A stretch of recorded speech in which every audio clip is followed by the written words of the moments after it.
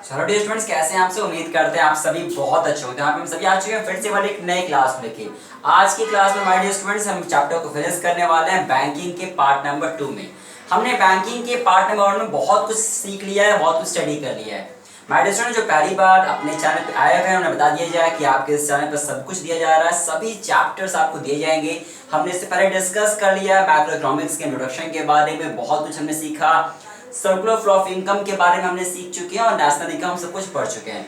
तो जो क्लासेस पहले हो चुकी है माय डियर स्टूडेंट्स, उसकी लिंक आपको डिस्क्रिप्शन बॉक्स में मिल जाएगा और जो नई नई क्लासेस हैं वो आपको मिलेंगी और कंप्लीट मिलने वाला है। आपसे रिक्वेस्ट है पूरी वीडियोस देखिए, कंप्लीट पूरा आपका सिलेबस चैनल पे आने वाला है। अब आइएगा स्टार्ट करते हैं आज की इस क्लास को। आज हम लोग सीखने वाले हैं मनी आपको credit creation bye commercial bank. आपने कभी सोचा तो होगा ही ना कि यार मैं जाता हूँ बैंक में, हम बैंक में रुपए जमा करते हैं, what ever the amount is, भले मैं 100 रुपए जमा करूं या मैं 1 लाख जमा करूं, लेकिन बैंक हमें हमेशा उस रुपए का थोड़ा सा ज्यादा ही देता है ना? बिल्कुल सर। तो आखिर ये बैंक देता कैसे है, क्या प्रोसेस होता है, आखिर बैंक पैसा कमाता कहाँ पे? आपको सोचना होता है ना कि यार बाकी बैंक ये पैसा कमाते कहाँ से हैं। हाँ, तो ये क्या कुछ होता है सब कुछ आज इस क्लास में कवर करेंगे। Myself Aditya Pratap Singh and you are watching your channel Aditya Commerce. अब देखिए माय डियर स्टूडेंट्स, होता क्या है ऐसे टॉपिक, इस टॉपिक का नाम दिया गया है क्रेडिट क्रिएशन। अब बहुत इंपॉर्टेंट पॉइंट मैं आपको पहले समझा देता हूँ। यहाँ पे सबसे इंपॉर्टेंट पॉइंट है, बहुत एग्जामिनेशन में पूछता है बच्चों, क्रेडिट क्रिएट कौन करता है और क्रेडिट कंट्रोल कौन करता है। मैं आपको पहले ही पढ़ाया है, मैं आपको फिर से रिपीट कर देता हूँ। बच्चे, क्रेडिट क्रिएट करने का काम, क्रेडिट को क्रिएट करने का काम कमर्शियल बैंक करता है और क्रेडिट को कंट्रोल करने का काम आरबीआई सेंट्रल बैंक करता है। और हमने लास्ट क्लास में यानी बैंकिंग के पहले पार्ट में पढ़ लिया है कि किस तरीके से आरबीआई क्रेडिट को कंट्रोल करता है। आप उसको देख लीजिएगा। अब देखिएगा बच्चे, बात करेंगे आखिर कैसे क्रेडिट का क्रिएशन होता है। तो उससे पहले मैं समझूं पूरे प्रोसेस को, मैं आपको थोड़ा सा कुछ पॉइंट्स समझा देता हूँ पहले, तब मैं जाऊंगा डिटेल पे। देखिए आप कुछ मैंने पॉइंट्स लिखा है आप लोगों के लिए बच्चों। देखिए पहला मैंने क्या लिखा है समझना पहले आपको कि सोर्सेस ऑफ सप्लाई इंडिया। देखिए भारत के अंदर में पैसे की सप्लाई कहाँ से होती है। तो देखिए बच्चे, भारत के इंडिया के अंदर में मनी की सप्लाई 3 जगह से होती है। पहली बात है, पहला सेंट्रल बैंक करता है जिसे हम आरबीआई कहते हैं, वो नोट्स को, जो नोट होते हैं ना हमारे, उसको इशू करने का काम करता है। दूसरे नंबर पे बच्चे होता है सेंट्रल गवर्नमेंट, जो क्या करते हैं, जो जितने भी कॉइन्स होते हैं, जो सिक्के होते हैं, उसको इशू करने का काम करते हैं। और तीसरे नंबर पे आते हैं अपने कॉमर्शियल बैंक। ये क्या करते हैं सर, ये कैसे सप्लाई करते हैं मनी के अंदर में? बच्चे इसी का नाम है क्रेडिट क्रिएशन। कैसे करते हैं वो? क्रेडिट क्रिएशन के थ्रू वो मनी की सप्लाई करते हैं इंडिया में। अच्छा, क्रेडिट क्रिएशन जो करते हैं ना, वो किस पे बेस्ड होता है? ये बेस्ड होता है कैश रिजर्व पे। अब ये रिजर्व क्या होता है, फिलहाल अभी के लिए ऐसे वर्ड्स को छोड़ देते हैं, आज की क्लास में थोड़ी देर बाद आप समझोगे डिटेल में। तो 3 तरीके से सोर्स हमारे होते हैं इंडिया में जहाँ से पैसा सप्लाई होता है। अब आइए बच्चों, बहुत मैं आपको बता दूं यहाँ पे, जैसे मैंने भी थोड़ी देर पहले आपको बताया यहाँ पे कि सेंट्रल बैंक, कमर्शियल बैंक और सेंट्रल गवर्नमेंट। अब ध्यान रखिएगा क्योंकि हम यहाँ टॉपिक को पढ़ने वाले हैं कमर्शियल बैंक के बारे में। थोड़ा सा मैं बता दूं आपको कमर्शियल बैंक के बारे में। यहाँ पे देखिए, कमर्शियल बैंक कभी भी नोट्स को इशू नहीं करता, ना ही कॉइन्स को इशू करता है। कौन करता है मैंने बता दिया आपको आज की क्लास में, ये बात आपको ध्यान रखना है। इसके अलावा जो ये कैश रिजर्व, ये जो आपका ये जो पैसे को क्रिएट कर रहे हैं ना, किसके बेसिस पे कर रहे हैं? रिजर्व, कैश रिजर्व के बेसिस पे करते हैं। ठीक है बच्चे, ये मनी सप्लाई का पार्ट नहीं होता। अब ये नहीं कहोगे कि कंपोनेंट्स है मनी सप्लाई का। मनी सप्लाई के कंपोनेंट्स क्या क्या होते हैं, हमने इसको भी क्लास में पढ़ लिया है, चैप्टर मनी के अंदर में आपने देख लिया होगा। चलिए अब आगे बढ़ते हैं। तो ये 2 पॉइंट याद रखना है कि ना कमर्शियल बैंक ना ही इशू करते हैं नोट्स को, कॉइन्स को, और दूसरा जो कैश रिजर्व की हम बात करेंगे, ये कंपोनेंट्स नहीं होता है मनी सप्लाई का। अब आइए थोड़ा समझते हैं यहाँ पे कि कैसे पैसे कमर्शियल बैंक किस तरीके से पैसे को कमाते हैं, कैसे क्रेडिट को क्रिएशन किया जाता है। अब समझिएगा, थोड़ा सा समझते हैं फिर थोड़ा सा आपको बताता हूँ इसके बारे में। देखिएगा एग्जाम्पल ध्यान समझिएगा। अब देखिए होता कुछ इस तरीके से, मान लेते हैं कोई एक पर्सन है और वो जाता है बैंक में, उसने बैंक में कुछ रुपए जमा कर दिया। लेट से उसने बैंक में जाके 1000 रुपीज जमा कर दिया और रिजर्व चल रहा है मान लेते हैं 10%। इसका मतलब ये है कि जो पर्सन ने बैंक में जाके 1000 रुपए जमा किया है, उसका 10% जिसे हम रिजर्व का नाम दिए हुए हैं वो बैंक अपने पास रख लेता है। तो बताओ 1000 रुपए का 10% सर 100 रुपए वो बैंक अपने पास रख लेता है रिजर्व के नाम पे। अच्छा बचा कितना बच्चे, बचा सर ये 900 रुपए। ये 900 रुपए बैंक क्या करेगा, किसी को लोन पकड़ा देगा, किसी को लोन दे देगा। ठीक है, अब देखो हुआ क्या, हुआ ये कि जिस पर्सन को लोन दिया होगा उससे हाई इंटरेस्ट चार्ज करेगा, बिल्कुल सर चार्ज करेगा। पैसा कमाया कमाया सर, और रिजर्व रखा हुआ है उसका पैसा उसको मिलेगा ही मिलेगा। तो हुआ क्या, हुआ कुछ इस तरीके से कि बैंक में जब भी कोई रुपए जमा होता है तो उसमें का कुछ परसेंट बैंक अपने पास रख लेता है। मान के चलते हैं 10% रख ले रहा है जिसे रिजर्व का नाम दिए हुए हैं, और बचा रुपए 900 रुपए वो बैंक ने किसी को लोन पकड़ा दिया। जब मुझे जरा ये बताओ आप, अगर ये रेट को बढ़ा दिया जाए, यानी जो 10% था इसको अगर 50% कर दें तो बताओ क्या होगा। सर अगर मैं 1000 रुपए जमा करूं बैंक में और बैंक अपने पास रिजर्व के नाम पे ज्यादा पैसा रख लेगा, 20% 30% रख लेगा, तो इसका प्रभाव ये पड़ेगा कि फिर कम पैसा लोन में जाएगा। अगर मैं 1000 रुपए का 50% बैंक रिजर्व रख देगा, 500 रुपए तो रिजर्व हो गया बच्चे, और 500 रुपए क्या हो जाएगा, चला जाएगा लोन के तौर पे, तो 500 रुपए तो लोन गया। हाँ सर, हाँ सर, मतलब ये हुआ कि अगर रिजर्व बढ़ेगा तो लोन कम हो जाएगा, लोन कम मतलब लोगों के पास कम पैसा जाएगा, और अगर रिजर्व को कम कर दिया जाएगा तो ज्यादा लोन जाएगा। बात समझ गए क्या सर? बिल्कुल अच्छे से समझ गए, यही मेरा एक्सप्लेनेशन था बच्चे, ये थॉट्स का इफेक्ट थे। ठीक है, अब देखो आगे बढ़ते हैं इस टॉपिक के अंदर में। देखो बच्चे होता है क्या ना, यहाँ पे मैंने लिखा है क्रेडिट मल्टीप्लायर या डिपॉजिट मल्टीप्लायर, इसका फॉर्मूला होता है 1/RR%। ये क्या होता है फिलहाल अभी आप इसको भूल जाओ, हम लोग जैसे इस टॉपिक को जब खत्म करेंगे ना तो ये टॉपिक आपको बहुत फायदेमंद होगा, यही पॉइंट जो मैं बताऊंगा आपको। अब आइएगा इस पूरे क्रेडिट क्रिएशन के, क्योंकि हमें इस चैप्टर में पढ़ना प्रोसेस, हम एग्जामिनेशन में लिख के आ रहा है प्रोसेस के बारे में, तो समझते हैं आखिर प्रोसेस काम कैसे करता है। मैं वही इसी एग्जांपल को रिपीट करता हूँ, उसी एग्जांपल से स्टार्ट करता हूँ आपको। मान लेते हैं, सपोज करते हैं कि मैं आदित्य, और मैंने क्या किया, मैं गया बैंक में, और मैंने बैंक में कहाँ पे जाके, मैंने लेट से SBI में जाके आज 1000 रुपए जमा कर दिए। बच्चे ध्यान रखिएगा, मैंने क्या किया, मैं गया। अच्छा आप अपने से कोई भी रुपए ले सकते हो, या आपकी मर्जी है बच्चे, आप अपने से कुछ भी ले सकते हो, मर्जी आपकी है। मैं मान के चल रहा हूँ कि मैं आदित्य, तो मैं गया SBI के अंदर में, और मैंने SBI को, भैया मुझे 1000 रुपए जमा करना है, जमा कर दीजिए सर। मैंने फॉर्म भरा डिपॉजिट वाला, और मैंने 1000 रुपए बैंक में आज जमा कर दिया। अब ध्यान रखिएगा बच्चे, मान लेते हैं कि 10% ही रिजर्व चल रहा है। ठीक है बच्चे, बिल्कुल सर। तो देखिएगा जैसे मैं 1000 रुपए बैंक में जमा किया तो वैसे ही देखो SBI का देखो बैलेंस शीट कैसे बन गया। देखो बच्चे, मैं जैसे 1000 रुपए जमा किया तो वही बच्ची SBI का मान लेते हैं बैलेंस शीट है, तो मैं 1000 रुपए जमा किया, हाँ 1000 रुपए जमा कर दिया, तो वैसे ही 1000 रुपए चला गया। और बच्चे ध्यान रखिएगा, जैसे मैं 1000 रुपए जमा करूंगा तो बैंक के पास तुरंत पैसा आएगा कि हाँ, तो तुरंत पैसा आ जाएगा, तो उसका रिजर्व बढ़ जाएगा। कितने से रिजर्व, कि जैसे मैं 1000 रुपए जमा करूंगा SBI का रिजर्व बढ़ जाएगा। कितने से, उनके पास कितना रुपए आ गया सर, 1000 रुपए आ गया। बहुत सुंदर बच्चे, बहुत सुंदर। तो देखो यहाँ तक का बैलेंस शीट कितना रहेगा SBI का सर, 1000 रुपए 1000 रुपए। बहुत सुंदर। अब ध्यान समझेगा बच्चे, बहुत ध्यान समझेगा, ये बैंक में 1000 रुपए जमा था। अच्छा बैंक 1000 रुपए रख के क्या करेगा, कुछ करेगा क्या, नहीं सर। अब इसमें क्या करेगा, वो इस 1000 रुपए को किसी को लोन पकड़ाने वाला है। तो रूल होता है बच्चे हमारे यहाँ पे कि आप जितना रुपए जमा हो रहा है ना, आप उतना रुपए पूरा का पूरा लोन नहीं दे सकते, आपको उसमें से कुछ रुपए अपने पास रखना पड़ता है रिजर्व के तौर पे।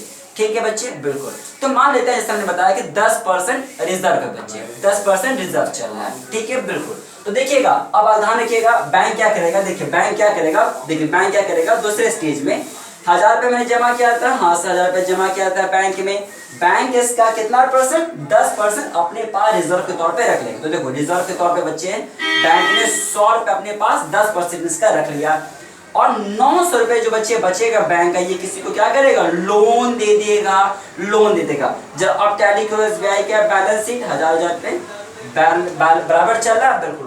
अब ध्यान समझेगा आगे प्रोसेस।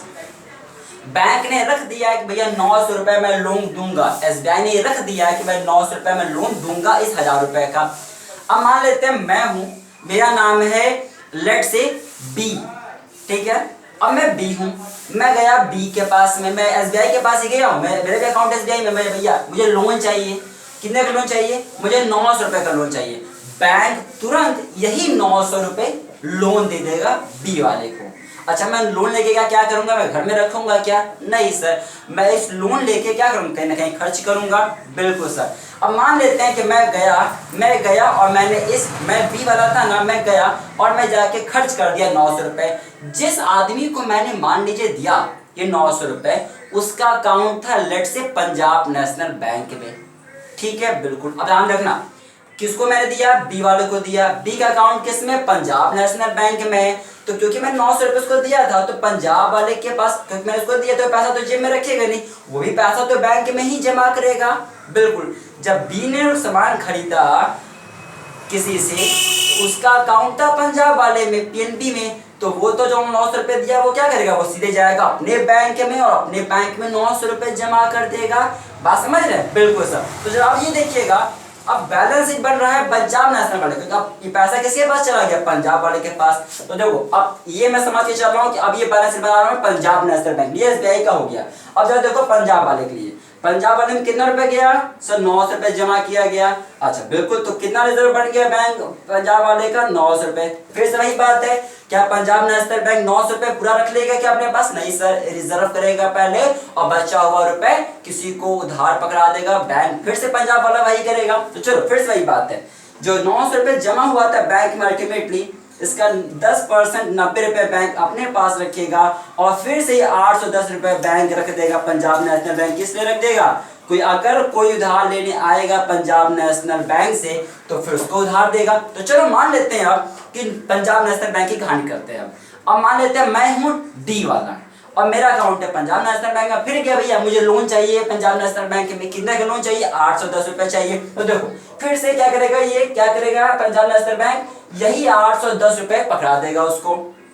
अब फिर से 810 पे गया, अब 810 पे जिसने लोन लिया था वो तो घर में रखेगा नहीं, वो भी खर्च करेगा कहीं ना कहीं पे। बिल्कुल। अब जिसके पास जाएगा फिर वो भी रुपए जमा करेगा बैंक में, फिर उस अमाउंट का पैसा बैंक रिजर्व रखेगा और लोन पकड़ा देगा। ये प्रोसेस चलता रहेगा, ये प्रोसेस चलता रहेगा। आप जब अपने कॉपी में समझाइएगा तो जो मैंने समझाया ना, पहले एसबीआई के बारे में बैलेंस शीट बनाना है आपको, और फिर आप इसी बैलेंस शीट को दोबारा बनाओगे पीएनबी के लिए, और जो भी आप लो तो जो भी आपको लेना है। देखिए 2 बार दिखाना, ज्यादा नहीं दिखाना, बस 2 बार दिखाना है। समझ गए क्या? बिल्कुल यही है क्रेडिट क्रिएशन। देखो बैंक पैसा कमा रहा है, सर पैसा कैसे कमा रहा है समझ में नहीं आया। अब जरा ध्यान समझिएगा, इतना समझाने के बाद मैं आपको ले चलता हूँ एक इस टेबल पे, इस टेबल में सब कुछ मैंने समझा दिया आपको एक बार में, बहुत ध्यान समझिएगा। अच्छा, जिन बच्चों का होता है कि क्लास समझ में नहीं आई, कोई दिक्कत नहीं, आप वीडियो को दोबारा देखिएगा, और ना भी देखना चाहें तो अब यहाँ से जो समझा रहा हूँ उसको ध्यान समझिएगा। पूरे प्रोसेस को दोबारा एक चार्ट में समझाते हैं आपको। देखिएगा हुआ कुछ इस तरीके से था, पहले 1000 रुपए बैंक में जमा हुआ, बिल्कुल सर, 10% बैंक ने अपने पास रिजर्व रखा, बिल्कुल सर, और 900 रुपए लोन पकड़ा दिया, बिल्कुल सर। ये 900 रुपए कभी ना कभी घूम के बैंक में, कभी ना कभी किसी बैंक में कहीं ना कहीं जाके जमा ही होगा। तो 900 रुपए फिर से बैंक में जमा होगा, फिर इसका 10% रिजर्व रखा जाएगा, बिल्कुल सर, और फिर कभी ना कभी कहीं ना कहीं घूम के कोई लोन लेने आएगा और 810 रुपए लोन जाएगा, और फिर ये 810 रुपए कभी ना कभी कहीं ना कहीं जमा होगा बैंक में, बिल्कुल जमा होगा। फिर इसका 10% बैंक अपने पास रखिएगा, बैंक को 10% रखना पड़ता है, और फिर ये लोन दिया जाएगा, और फिर ये लोन कभी ना कभी बैंक में जमा होगा। ये प्रोसेस चलता रहेगा। कब तक चलेगा सर? ये तब तक चलेगा जब तक ये अमाउंट इतना छोटा ना हो जाए कि दोबारा किसी को लोन ना दिया जा सके। सर हमें कैसे पता चलेगा? इसी का तो तरीका था, इसी का तो फॉर्मूला है, ये ध्यान रखिएगा। ये कितना बनेगा वो ध्यान समझिएगा, वो ये है 1/RR%। इसी के थ्रू पता चल पाएगा आपको कि ये पैसा कितना बन जाएगा लास्ट में, या कब तक ये चलेगा। तो देखिएगा मैं समझाता हूँ, इसका फॉर्मूला होता है बच्चे 1/RR%। इसी फॉर्मूले को बोलते हैं क्रेडिट मल्टीप्लायर या डिपॉजिट मल्टीप्लायर। ध्यान समझिएगा। जैसे मान लेते हैं इस केस के अंदर में हमने रेट कितना लिया था, हमने इस केस में लिया था 10% लिया था, बिल्कुल। तो देखिएगा अगर मैं 10% लिया तो 10% यहाँ बच्चे हो गया, बिल्कुल। जैसे 100 फ्लो कितना हो जाएगा, 1/10% मतलब कितना हो जाएगा, 10/100। आपको हो जाएगा बच्चे 100/10 कितना हो जाएगा, 10 टाइम्स, 10 गुना, यानी ये पैसा 10 गुना बन जाएगा। मतलब देखिएगा 100 रुपए जो बैंक अपने पास रखा था ना रिजर्व, ये लास्ट में 1000 रुपए बैंक के पास बन जाएगा।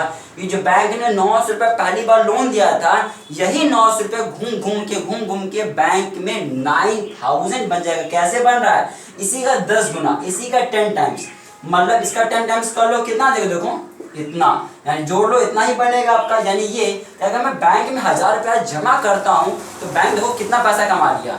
मैंने 1000 रुपये जमा किया बैंक में, बिल्कुल सर, इस 1000 रुपये का बैंक ने 10,000 रुपये बना दिए हैं। और बना ही नहीं दिए हैं, इसमें का 1000 रुपये उसके पास रिजर्व आ गया है, अपने पास रख लिया अपने जेब में, उसका फायदा हो गया है। और 9,000 रुपये किसी को लोन पकड़ा दिया और इसी लोन पे उसको इंटरेस्ट भी मिलेगा, उसको ब्याज भी मिलेगा, एक और पैसा पे पैसा एक्स्ट्रा इनकम उसकी हो रही है बैंक की। ऐसे तो कमर्शियल बैंक अर्न करते हैं, बात समझ रहे हैं आप। इसीलिए कमर्शियल बैंक का मेन मोटो प्रॉफिट मेकिंग भी हो जाता है। जरा समझते हैं यहाँ पे, अगर ये 20% होता, देखिए अगर मैं समझाता हूँ, अगर ये 20% होता तो देखिए क्या होता। अगर 20% होता तो आप कितना आ गया होता, आपका आ गया होता 100/20, आपका होता 5 टाइम्स, कितना 5 गुना, यानी बैंक 5 गुना पैसा कमाया होता है। फिर यानी जो भी आया होता है इसका 5 टाइम्स किए होते आप, 5 टाइम्स किए होते आप, समझ रहे हैं आप। लेकिन यार देखो 20% अगर रिजर्व होता तो मैं 1000 रुपये जमा किया होता है यहाँ पे, बिल्कुल इसका 20% यानी कितना हो जाएगा, 200 रुपये बैंक अपने पास रिजर्व रखता। फिर 800 रुपये लोन दिया होता किसी ना किसी को, बिल्कुल। और फिर 800 रुपये कभी ना कभी बैंक में कहीं ना कहीं घूम के पहुंचा होता है, हाँ से पहुंचा होता है। फिर इसका 20% बैंक अपने पास रिजर्व रखता, तो इसका 20% 160 हो गया होता बच्चे। माइनस कर लो, आपका हो जाएगा यहाँ पे 640 हो जाएगा। फिर 640 कभी ना कभी कहीं ना कहीं बैंक में घूम के पहुंचेगा, फिर इसका बैंक रिजर्व रखेगा 20%, फिर लोन दिया जाएगा, समझ रहे हैं। बिल्कुल सर, बिल्कुल सर। और ये कितना बन जाएगा लास्ट में पूछेगा आपसे। देखो आपको क्या करना है, आपको ये टेबल बनाना है, एग्जामिनेशन में 2 बार 3 बार लिखना है और फिर ऐसे डैश बना देना है और अंत में ये फिगर लिखना है। ये मेन है आपका टोटल कितना बनेगा, कैसे पता चलना है हमको, इस फॉर्मूले से 1/20% मैंने कर दिया, 5 टाइम्स आ जाएगा, यानी सबको 5 गुना कर दो। 1000 का 5 गुना 5000 हो जाएगा, 200 का 5 टाइम्स 1000 और 800 का 5 टाइम्स 4000। यानी क्या, अगर रेट 20% रखा जाता, अगर जब 20% हुआ होता तो 1000 रुपए का बैंक 5000 रुपये बना दिया होता, जिसमें 1000 रुपए का रिजर्व हो गया होता और 4000 रुपीज का लोन हो गया होता। आई थिंक बहुत आसान टॉपिक है, कोई डाउट होगा तो मुझसे पूछ दीजिएगा, नीचे सब कुछ आपको दिया गया है बच्चे। यहाँ पे मिलेंगे आप अगली क्लास में, आप लोग डिस्कस करेंगे एक new chapter. Thank you for watching this video, thank you very much.